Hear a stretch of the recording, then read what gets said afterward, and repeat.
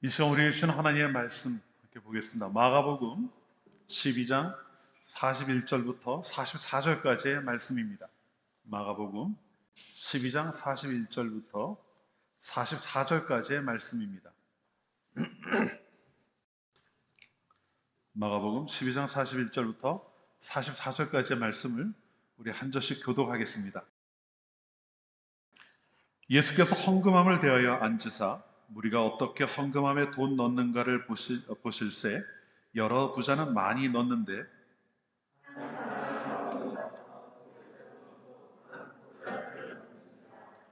예수께서 제자들을 불러다가 이르시되 내가 진실로 너희에게 이르노니 이 가난한 과부는 헌금함에 넣는 모든 사람보다 많이 넣었도다.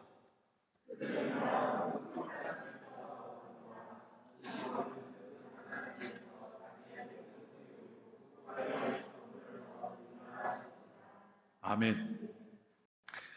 네, 우리 좌우에 계신 분들과 먼저 좀 인사 좀 나누고 말씀을 나누겠습니다. 은혜 받읍시다. 우리 서로 인사 좀 나누면 좋겠어요. 은혜 받읍시다. 예.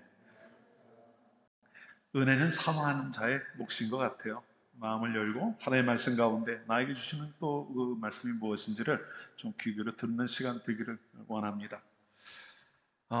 성도로 살아가면서요. 예수님을 믿는다고 작정을 하고 성도로 살아가면서 가장 기본적으로 행하는 일, 우리가 몇 가지가 있습니다. 그 중에 가장 기본적이라고 할 만한 것은 아마 예배가 아닌가 싶어요. 예배하는 자들, 우리는 교회라는 공동체 모여서 예배하는 그 중심으로 해서 모든 일들을 만들어 나가죠. 우리를 구원하신 하나님의 은혜, 또 매일매일 살아가는 삶 가운데 베풀어 주신 은혜를 경험하는 하나님의 자녀들이 그 은혜 베푸신 하나님을 찬양하고 또 베푸신 하나님께 영광 돌려드리는 그러한 시간입니다. 그리고 하나님이 원하시는 것이기도 해요. 웨스트민스터 소요리 문답 1번, 제가 가끔 말씀을 드립니다만 하나님 인간을 만드신 목적이 무엇이냐, 인간으로 하여금 하나님을 영화롭게 하기 위해 인간을 지으셨다 이렇게 말씀하고 있지 않습니까? 하나님 영광 받기를 원하시는 그러한 시간인 거죠.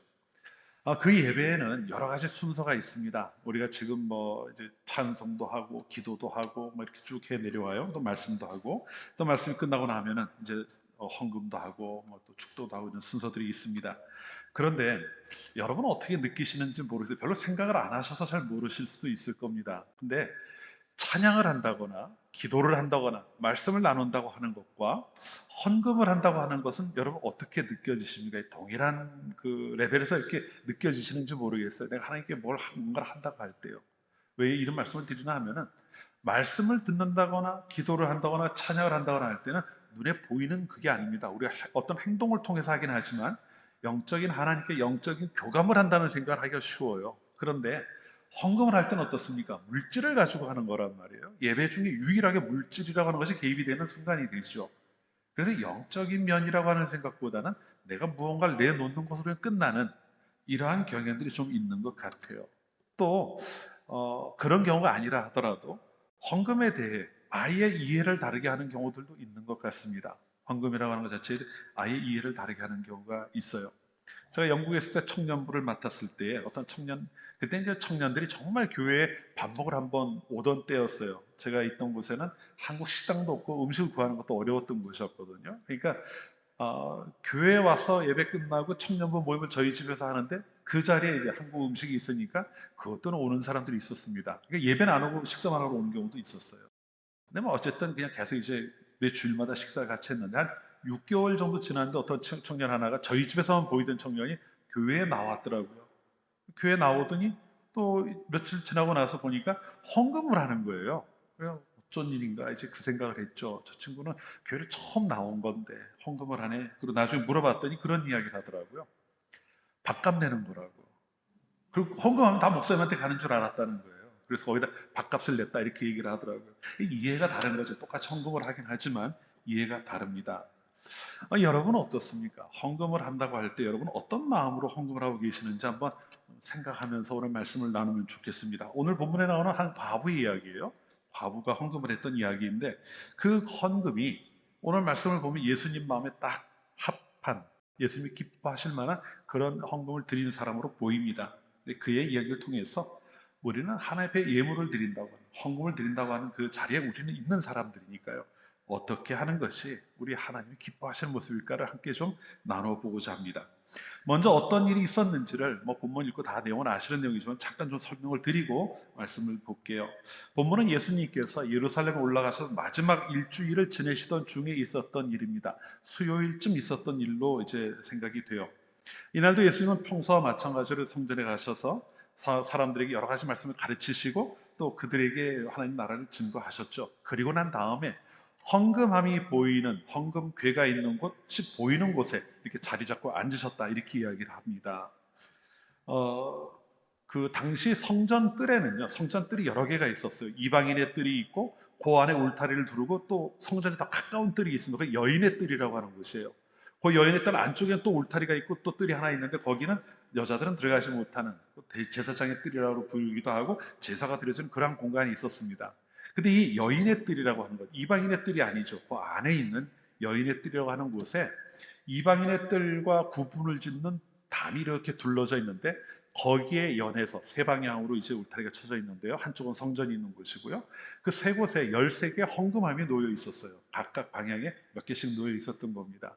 근데 이 당시 헌금함은 이 노수로 만들어져 있었다 그래요. 나팔 모양으로 만들어지고. 그러니까 헌금을 넣으면은 큰 이제 입구는 크지만 안으로 들어가 점점 좁아지고 함으로 떨어지게 되어 있는 거죠. 근데 다 노수로 만들어져 있기 때문에 소리가 아마 크게 났을 거예요. 그리고 몇 개는 이제 일반적으로 드리는 헌금들을 위한 헌금궤가 있고 또 그 성전의 수선이나 장식을 위해 드리는 헌금함도 있었습니다. 이제 그것이 어느 쪽에 있었던 것인지는 모르지만 그것이 보이는 곳에 예수님께서 앉으시고 제자들 아마 곁에 둘러 있었던 것 같아요. 그 지켜보시는데 눈에 보인 게 이런 겁니다. 오늘 보면 41절과 42절을 보면은요, 41절 하반절입니다. 여러 부자는 많이 놓는데 한 가난한 과부는 와서 두 렙돈 곧 한 고드란트를 넣었는지라 이렇게 이야기를 하고 있습니다. 아까도 말씀드렸던 것처럼 노수로 만들어져 있는 헌금함이에요. 그리고 당시에는 지폐가 없었잖아요. 다 동전입니다.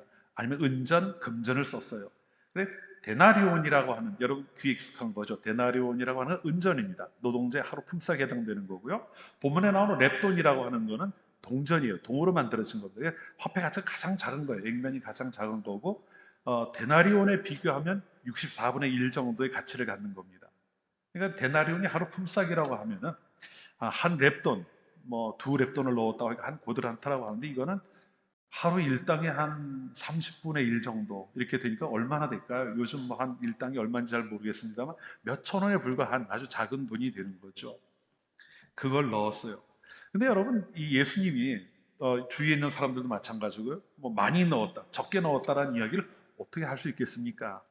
겉에서 봐도 알아요. 동전 떨어지는 소리가 들릴 거 아닙니까? 노수로 만든 통에 노수로 만든 동으로 만든 아니면 은으로 만든 걸 집어넣으니까 떨어지는 소리가 들릴 겁니다. 근데 부자들은 많이 넣었다고 이야기하는 거는 무슨 이야기일까요?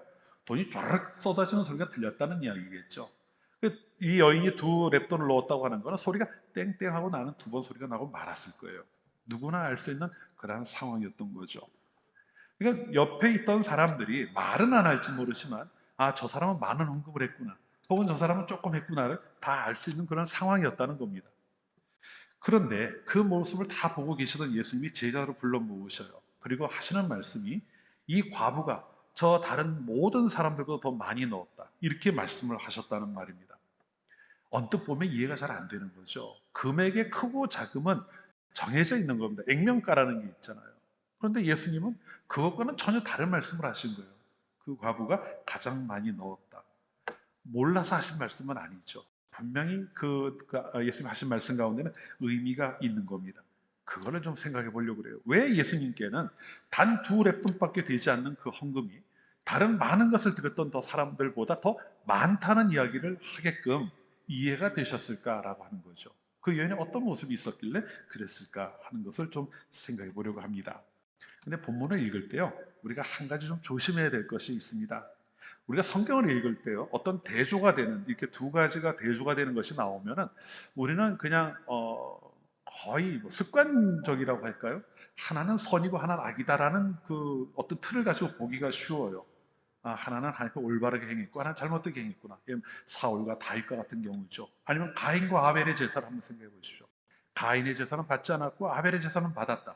가인의 제사에 뭔가 문제가 있었던 것이고 아벨의 제사에는 그런 문제가 없었던 것이다. 이렇게 이해를 하는데요. 오늘 말씀은 그렇게 보면 좀 곤란합니다. 왜냐하면 부자의 헌금이 잘못됐다는 이야기를 하고 있는 게 아니에요. 부자의 헌금도 하나님 앞에 드려진 헌금일 겁니다. 다만 이 과부가 드렸던 헌금이 다른 모든 사람이 했던 것보다 크다고 이야기하고 하고 있는 점을 좀 눈여겨봐야 된다는 거죠.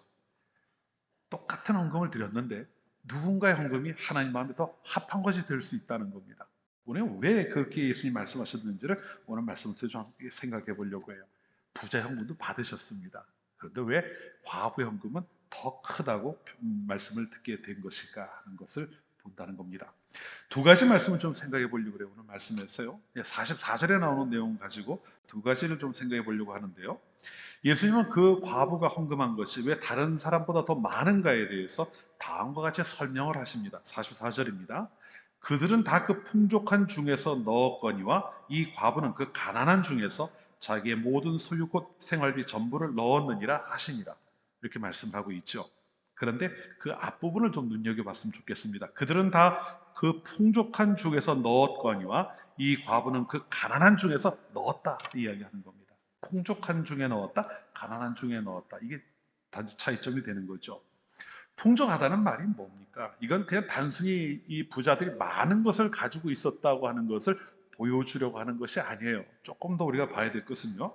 여러분, 풍족하다고 하는 건 여유가 있게 넘친다는 의미를 가지고 있지 않습니까? 그러니까 이 부자에게 있어서는 하나님의 헌금을 드린 것을 많이 드렸다고 이야기를 하고 있어요. 많이 넣었는데 이렇게 이야기하고 있지 않습니까? 많이 드렸지만 많이 드렸다 하더라도 여전히 그에게는 풍족함이 있는 거예요. 여유가 있는 겁니다. 하나님께 드리는 것을 많이 드렸다고 해서 그의 삶에 영향을 받는 게 아니라는 거죠. 사는 데는 아무런 지장이 없어요. 하지만 과부는 어떨까요? 가난한 중에 넣었다고 이야기를 하고 있습니다. 이 말은요, 그것이 그의 삶 가운데 꼭 필요한 한 부분이었다는 것을 보여주고 있는 거예요. 여유가 없어요. 그걸 빼고 나면은 당장 오늘 저녁을 굶어야 되는 상황일지도 모릅니다. 비록 그것이 금액이 아주 작다 하더라도요. 그 여인이 가지고 있는 전부라고 이야기를 했잖아요. 이게 풍족하다, 가난하다라고 하는 말 속에서 우리가 봐야 될 것은 부자들은 넉넉해요. 이걸 드려도 또 남는 게 있습니다. 하지만 그 여인은 그게 아니었어요. 요걸 내놓고 나면 아무것도 없는 상태에서 그거를 드렸다는 겁니다. 남아 도는 것을 내놓은 게 아니라 자기가 꼭 필요한 것을 내어놓았다고 하는 그 부분을 예수님이 이 말씀으로 설명하고 계시는 거죠. 여러분 혹시 성미라고 하는 말 들어보신 적이 있는지 모르겠어요. 아마 요즘은 별로 없는 것 같아요. 제가 학생 때만 해도 저희 부모님, 어머니가 성미를 하셨는데요. 다른 게 아닙니다. 그냥 아침에 식구들이 하루 먹을 쌀을 갖다가 이제 씻어서 밥을 안 치실 때요. 물에 씻기 전에 이렇게 숟가락으로 우리 식구 수만큼 이렇게 덜어요. 들통을 하나 마련해 놓고 저희는 이제 5 식구인데 5 숟가락 이렇게 덜어서 들통에 담습니다. 한 숟가락 한 숟가락 덜은 게 얼마 안 되는 것 같잖아요. 근데 어느 순간 그게 지나다 보면 꽉 차요, 하나가. 그럼 그거를 교회에 갖다 드리면 교회에서 가난한 사람들 나눠주기도 하고 교회에서 필요한 것을 사용하기도 합니다. 근데 성미라고 하는 게 사실 오늘 본문에 나오는 이 여인이 드렸던 랩돈 같다는 생각이 들어요. 왜냐하면요, 남아 도는 쌀을 드리는 게 아닙니다. 그거는 식구들이 늘 이만큼 먹는다고 하는 걸 그걸 딱 대잖아요. 우리가 그 쌀컵으로 이렇게 재지 않습니까? 그걸 가져온 다음에 거기서 5 숟가락 몇 숟가락 이렇게 더는 거예요. 그럼 뭘까요? 그거는 실제로 우리가 먹어야 될 양에서 그만큼을 덜어낸다는 의미죠. 내게 필요한 것 중에 일부를 구별해서 내놓는 겁니다. 남아 돌기 때문에 이건 그냥 내놔도 돼 이게 아니라 내가 필요한 나에게 일용할 양식이 되어야 될 것들을 나눠준다는 거죠. 오늘 본문에 나오는 이 과부가 드렸던 2랩돈의 헌금도 마치 그와 같다는 겁니다. 그랬기 때문에 예수님 보시기에 그것이 귀하게 여겨주셨던 거예요. 다른 것보다요.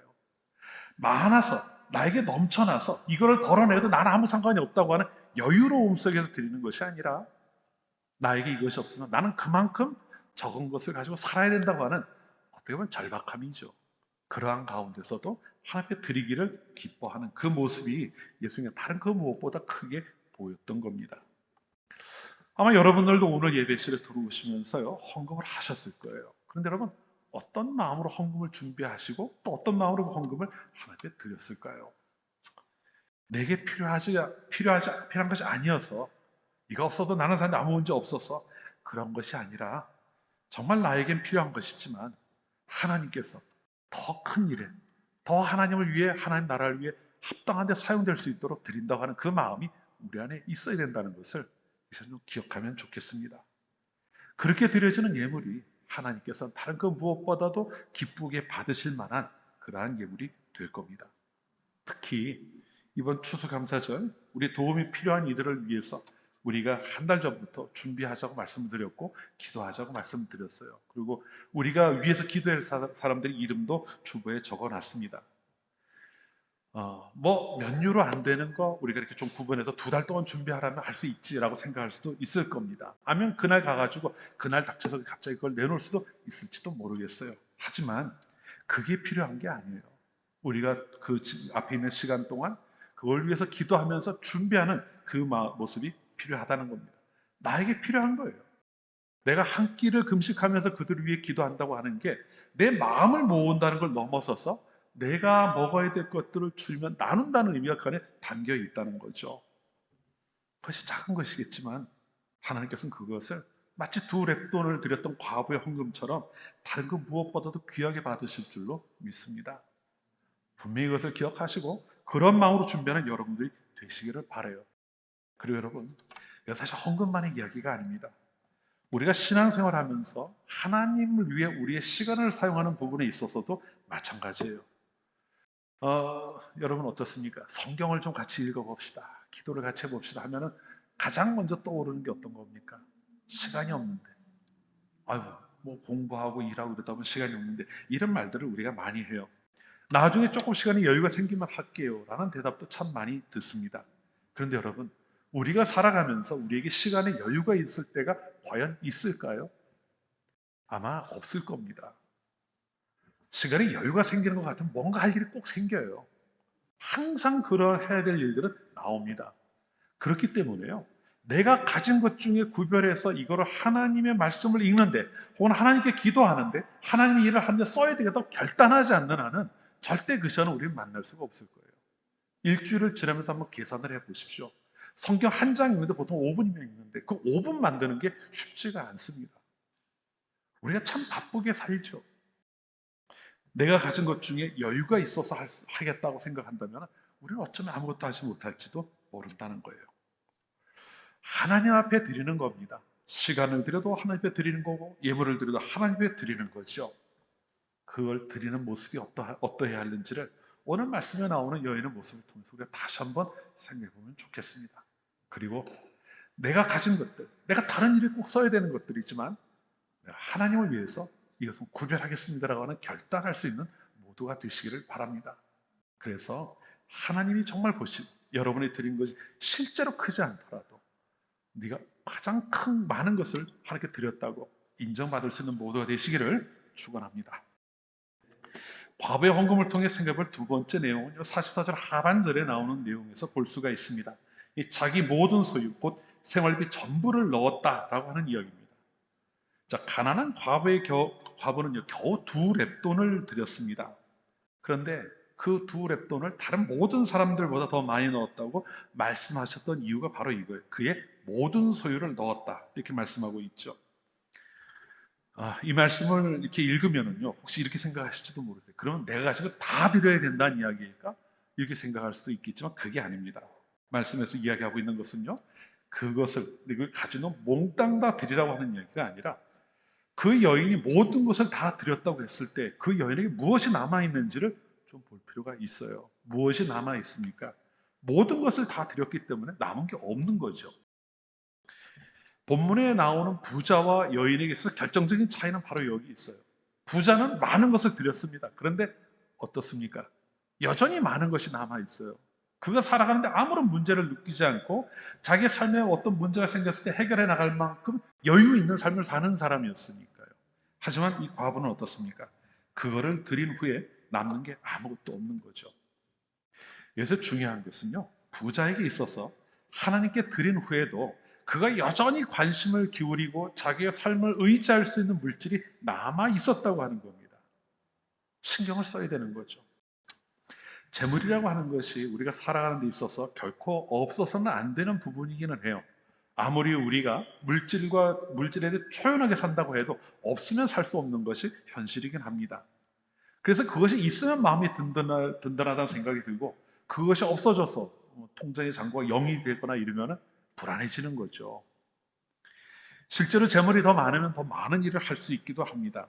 그런데 문제가 한 가지 있어요. 재물에 대해 그와 같은 생각을 가지고 살아가다 보면은요, 재물을 의지하게 된다는 겁니다.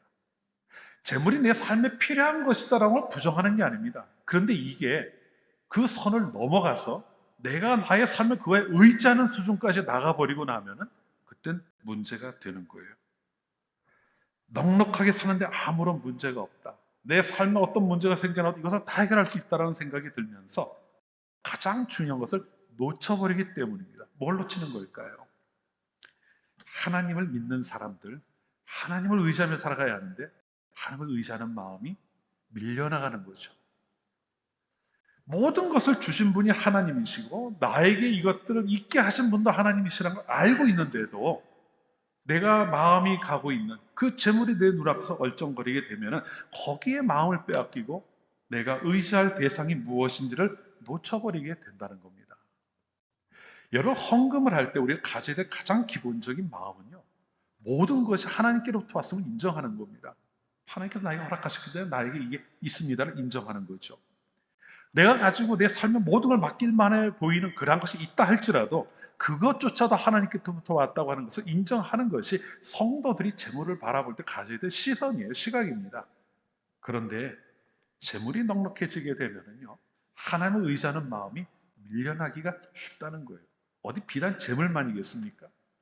사람이 자기 마음을 둘 만한 곳이 생기면 하나님 잊어버리곤 하는 것이 우리 삶 가운데 반복되며 나타나는 일이 아닐까요? 이제 결혼할 때가 돼서요, 배우자를 만나게 해달라고 기도합니다. 열심히 기도하고 매달려요. 근데 막상 배우자가 될 만한 어떤 사람을 만나게 되면 어떻게 될까요? 데이트하느라고 바빠요. 예배하는 시간도 빼먹고 다른 봉사도 다 끊고 연애하는 데만 푹 빠져드는 경우도 봅니다. 어디 그것뿐이겠어요? 제가 독일에 온 지 얼마 안 됐을 때 여기 독일의 바우마라고 하는 그 아주 큰 메세가 열립니다. 3년에 한 번씩 열리는 거예요. 건축 관련된 장비를 이제 이렇게 전시하는 곳인데, 그 전시회인데요. 그때 한 분 저희 교회 와서 예배를 한 번 하면서 이야기를 잠깐 나눴던 분이 아직도 제가 기억이 되는 분이 있어요. 그분이 사업을 하는 분이었는데 뭔가 이 공사장에서 쓰는 아주 그 좀 특허를 낸 좋은 기계를 개발을 해서 그걸로 아주 많은 그 성공을 했던 분이라고 해요. 그런데 그 전에는 그걸 위해서 정말 많이 기도했답니다. 근데 기도하면서 그것이 점점 성공으로 향해 나가게 되니까 나중에는 바빠서 교회를 못 오겠더래요. 출장 다니는 일이 바쁘고 바이어들 만나느라고 바쁘고 해서 나중엔 자기가 교회를 제대로 나가지 못할 정도가 되었다는 이야기를 하더라고요. 그래서 어떻게 됐을까요? 그분 이야기예요. 이건 그분이 실제 겪었던 일. 쫄딱 망했답니다. 아무것도 남지가 않았대요. 그 잘 나가던 사업이. 그때 그분이 회개하고 돌아섰다고 이야기를 하시더라고요. 그래서 그때 제가 만났을 때는 두 번째로 개발한 게 다시 히트를 치기 시작할 때였어요. 그래서 그때 그분이 하셨던 이야기가 앞으로는 어떤 일이 있어도 하나님 앞에 예배하는 일은 결코 소홀히지 않겠다고 자기가 다짐을 한다. 사업을 못 하더라도 이런 이야기를 하셨던 기억이 있습니다. 근데 우리 마음이 사실 그래요. 우리가 악해서가 아닙니다. 이건 우리가 악해서가 아니라 물론 죄된 모성이 있긴 하지만요. 악해서가 아니라 약하기 때문이에요. 내 마음을 다잡고 이 길을 가야지라고 생각을 하다가도 자꾸 우리 마음이 나뉘어진다는 겁니다. 더 그럴듯해 보이는 게 있고 거기에 마음이 더 쏠리니까 자꾸 옆길로 가기가 쉽게 되는 거죠. 재물도 마찬가지예요. 재물을 가지고 하나님 원하시는 일을 잘 해나가면 그건 좋습니다. 그런데 넉넉하게 있다고 하는 것이 나의 삶을 거기에 의지하는 도구가 된다면, 그런 방편이 되어버린다면 내가 하나님을 섬기는 것인지 재물을 섬기는 것인지 분간이 안 나는 상황에 들어갈 수밖에 없다는 거죠. 그 마태복음 6장 24절에서 예수님이 뭐라고 하십니까? 너희가 하나님과 재물을 겸하여 섬길 수 없다, 이렇게 말씀하시지 않습니까? 하나만이에요. 하나만. 나머지는 내 삶에 필요한 부분, 이거 따라오는 거지. 그게 내가 의지할 대상이 되어서는 안 된다는 거죠. 그런데 여러분, 과부는 어떻습니까? 얼마 되지 않는 돈이에요. 몇 천 원밖에 안 될 돈인지도 모릅니다. 근데 그거를 내어놓고 났는데 남는 게 아무것도 없어요. 그럼 그 여인은 뭘 의지하고 살아갈 수가 있겠습니까? 당장 오늘 먹을 것까지 하나님 앞에 다 드리고 갔는데 뭘 의지할 수가 있을까요? 이젠 더 이상 의지할 수 있는 게 없어요. 과부라고 하는 사회적인, 그렇지 않아도 사회적인 약자인데 이제 가지고 있던 거 얼마 안 되는 돈까지 다 하나님 앞에 드려버리지 않았습니까? 뭘 바라볼 수 있을까요? 그런 지금 성전에 와 있습니다. 하나님 앞에 나와 있는 거죠. 그가 의지할 수 있는 것은 이제 하나님 외에는 아무것도 없는 거예요. 그 동전을 드린다고 하는 것이요, 하나님께 자기의 삶의 모든 것을 다 맡기는 그러한 행위가 될 수밖에 없는 상황이었다는 겁니다. 여러분, 뭐가 큰 걸까요? 부자는 많은 돈을 하나님 앞에 드렸어요. 많은 돈을 드리긴 했지만 여전히 자기의 삶은 물질을 의지해서 세상의 방법으로 살아갈 수 있는 길을 가지고 있는 사람이었습니다. 하지만 그 여인은 그걸 내놓음으로 인해 아무것도 할 수 있는 일이 없는 그런 상황에서 전적으로 하나님만 바라보며 살아가는 그러한 상황에 놓이게 된 거죠. 삶 전체를 드린 겁니다. 누가 더 큰 거를 드렸겠습니까? 우리가 하나님께 헌금을 드릴 때 혹은 시간을 드릴 때 우리가 기억해야 될 것이 바로 이거예요. 나는 전적으로 하나님을 의지하며 살겠다고 하는 분명한 결단이 그 안에 담겨 있느냐 하는 겁니다. 하나님께서 재물이 부족해서 우리에게 뭔가를 달라고 하시는 분이 아니잖아요. 하나님 왜 그거를 받으시고 기뻐하실까요? 우리가 우리의 삶의 모든 부분을 하나님께 맡기겠다고 하는 그 결단이 그 안에 담겨 있음을 보신다는 거죠. 나와 돈은 여유 있는 것을 조금 더 나눈다고는 이런 차원의 문제가 아니라 하나님 앞에 내 삶을 드리고 내 모든 것을 그 앞에 내어놓겠다고 하는, 하나님만 의지하고 살아가겠다고 하는 그러한 고백이 담겨 있기 때문에 하나님을 기뻐하신다는 이야기를 하는 겁니다. 여러분 삶의 주권을 가지신 분이 누굽니까? 재물이 아니라 하나님이 되어야 되겠죠. 내 계획이 아니라 하나님이 되어야 되겠죠. 그 모습이 우리에게 필요한 겁니다. 사랑하는 성도 여러분, 매주일 하나님 앞에 헌금을 합니다. 그러나 그 헌금을 드리는 시간이 형식적인 시간이 되지 않게 하시기를 바랍니다. 그냥 교회 들어갈 때 아까 제가 말씀드렸던 그 청년처럼 그냥 뭐 하나 조금 내놓고 가야 될 것 같은 그러한 의무감이 아니라 얼마 안 되는 것이라도 그 안에 이러한 고백이, 이 과부가 했던 것 같은 그러한 고백이 담겨 있는 그러한 예물을 드리는 모두가 되셔야 합니다. 하나님이 기뻐 받으실, 또 하나님께서 그것을 다른 그 무엇보다 크다고 말씀해 주실 그러한 예물을 드릴 수 있는 모두가 되시기를 바랍니다. 하나님께서 여러분 삶 가운데 베푸신 은혜를 인정하고 고백하는 시간, 그리고 그 하나님의 은혜 앞에서 여러분이 어떻게 살아가야 될지 결단하고 그것을 하나님께 다시 한번 고백하는 그러한 시간을 삼아가는 모두가 되시기를 바랍니다. 그래서 과부가 그랬던 것처럼 하나님의 네가 가장 큰 것을 나에게 드렸다고 칭찬 들을 수 있는, 인정받을 수 있는 모두가 되시기를 다시 한번 축원합니다. 기도합시다. 모든 것의 근원이 되시는 하나님, 오늘 말씀을 통해 저희가 하나님께 드리는 그 예물의 의미를 생각해 보았습니다. 저희가 매주 하나님께 드리는 것들이 저희들에게 때를 따라 풍성하게 베푸시고 채워주시는 하나님을 향한 온전한 감사의 표현이 될 수 있도록 인도하옵소서. 작은 것이라고 하더라도 아무런 생각 없이 드리는 것이 아니라 예물을 드릴 때마다 하나님을 인정하고 고백하는, 우리의 삶의 주인 되시는 하나님을 인정하고 고백하는 저희들이 될 수 있게 하여 주옵소서. 그래서 두 렙돈을 드린 그 가난한 과부가 예수님에게는 가장 큰 것을 드린 자라고 인정받았던 것처럼 저희들도 하나님의 마음을 진정 기쁘시게 해드리는 모든 성도들이 되게 하여 주옵소서. 예수님 이름으로 기도합니다. 아멘.